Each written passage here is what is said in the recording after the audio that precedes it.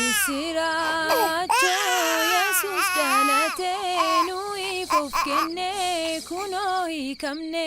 Misiracho Yesus dhalate nuyi fofkenne kuno hiikamne. Hundi keenya kenna jireenya diifamu cubbuu kuno arganne.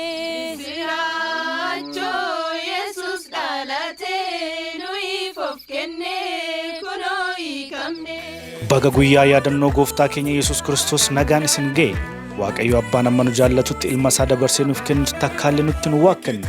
Jaallatamoo maatii Waaqayyo baga guyyaa kabajamaa kanaan nagaan isin ga'e jecha jala bultii guyyaa ayyaana yaadannoo gooftaa keenya Yesus Kiristoos waldaan keenya waldaan ifa kakuu haaraa addunyaalessaa sagantaa waaqeffannaa addaa qopheessitee jirti.